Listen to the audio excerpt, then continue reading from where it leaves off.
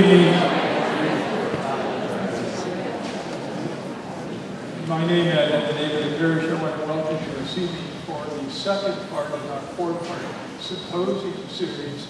This evening's topic, Introduction to Quality Assessment. Mr. O'Reilly will introduce our speaker after I do the opening prayer.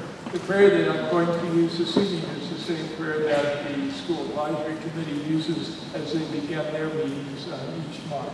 So let us bow our heads in prayer.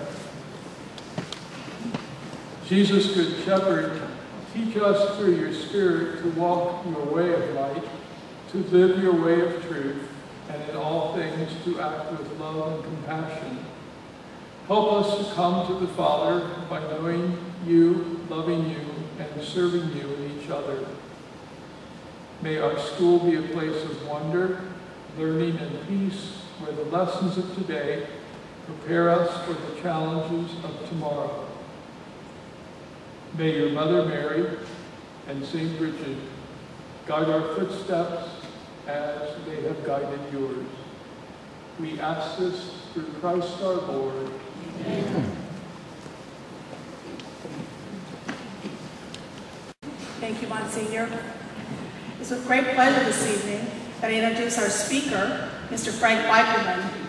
We have been working with Frank the last year and a half as a staff as we continue our studies with assessments. We're very excited to share his expertise with our parents this evening. Frank is a former teacher in the Diocese of Columbus. He is affiliated with the Ohio State University and is also a national trainer for the organization Align, Assess, and Achieve. So he brings with him great experience and knowledge and background, and I'm sure you'll enjoy his presentation tonight. Let's welcome Frank.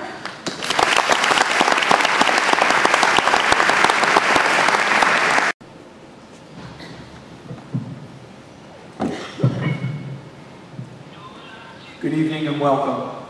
It's a great honor and privilege to be here at St. Bridget's and work with the staff, the administrators, and to greet and meet the parents, grandparents, guardians, educators who have come tonight for this symposium on quality instruction and assessment.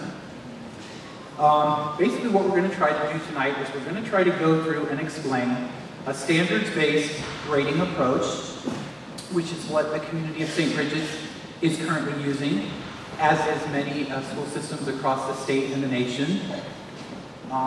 We're going to look at our goal of trying to really inform ourselves as to what is the line of research that this school community has based its decisions upon, and trying to let people kind of know how to use standards-based reporting that you see in the terms of report cards, conferencing, ways that you come to find out what your student knows and can do, and ways that you're coming to find out what your student's next step is as he or she moves ahead to master components of the curriculum.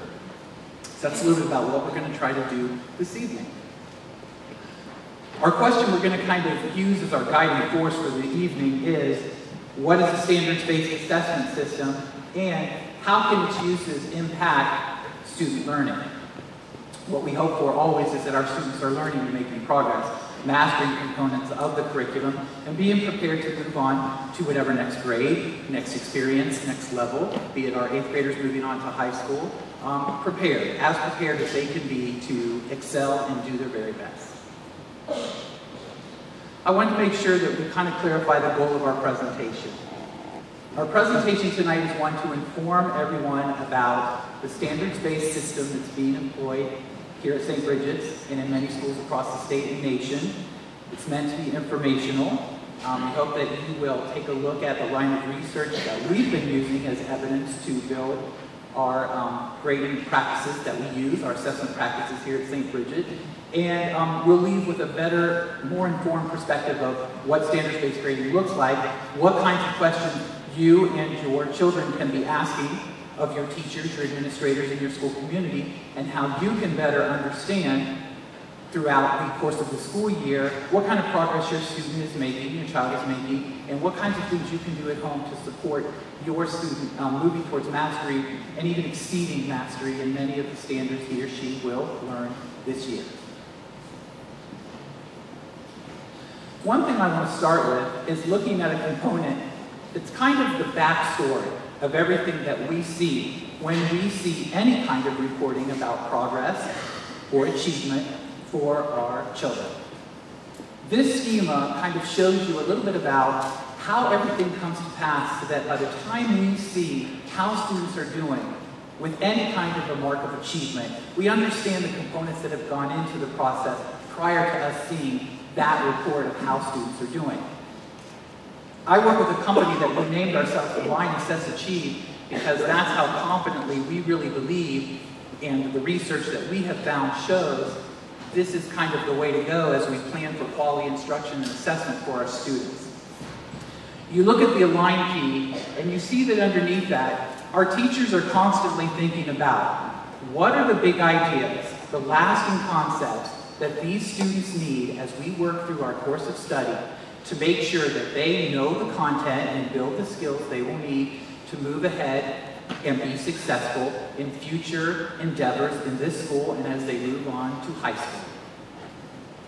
We look at what's called essential questions, trying to come up with really ways to entice our students to be curious, to think about learning, to think about different ways that they can take content that they sometimes don't find very relevant to their own lives and make connections to what's important to them in their lives today.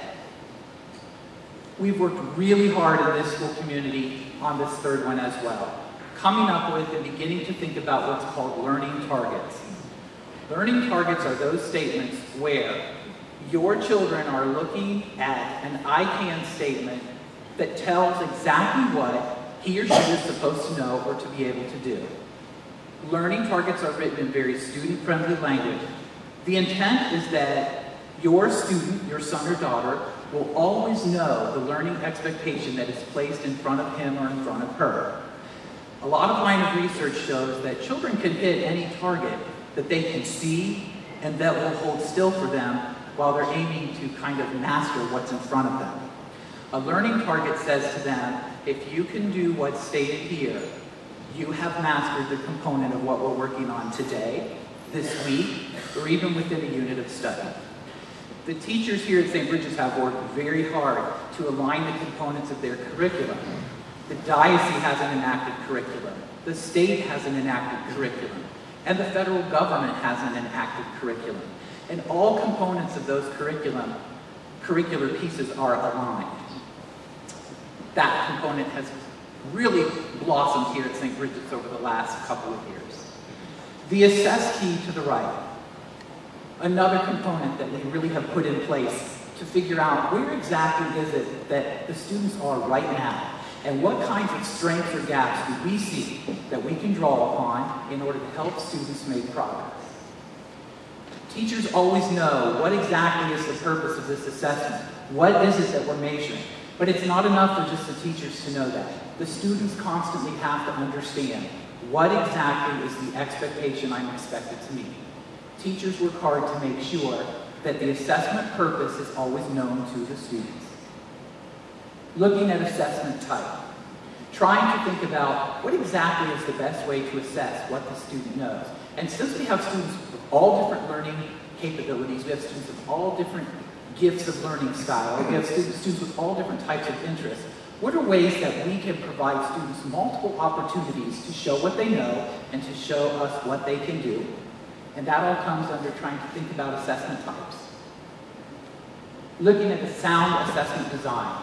We have a saying here we've had for the last couple of years, and that is, what we teach the students, we will assess, and everything that we assess, we will make sure we have taught, so that it's completely and totally aligned. Students always know what to expect. There's no item of mystery when they're being assessed to show us the mastery of what they know or what they can do. And finally, down to the achieve key. We have an aligned curriculum. We have assessments that we've spent time planning, and assessments we've spent time enacting and working with our students to see where they are and where they need to be. And we know that as we do those things, we make decisions with our students and they make decisions. They're empowered to make decisions to be able to achieve at the highest level. You see that student involvement is key there, and part of the research we'll share tonight is just that component. How students are getting involved in understanding the process of where they need to be and taking some initiative to be able to control where they're headed, to be able to monitor their learning, to be able to say, I know what's expected, and I know how I'm doing and what I need to do next to make improvements. And we'll see some of the different components with feedback and certainly sound grading practices, which is our main focus here. So I wanted to start with something fun we always have to remember. The student was told to write the fact family, and as you can see, that's exactly what he did. He wrote the fact family. So it reminds us, just as a little fun reminder as we get started, that we're assessing and we say what we want, and we did say to write the fact family, and that's exactly what that child did. Okay. Let's start with the clarification of some terms, because I think we want to make sure we're looking at some terms we might be conflating into one, and we want to make sure we really look at those. The first term that we'd like to look at is the term assessing. So as we look up here, we assess our students very frequently here at St. Bridget's. We're constantly in motion of instructing and assessing so that we know how students are making progress towards mastery of any learning. So assessing is the process of determining, first and foremost, where is it that a student stands right now in terms of mastering some component of the inactive curriculum. We always want to know where you are today at this point so we can figure out how to work with you and help guide you to get you where you need to be.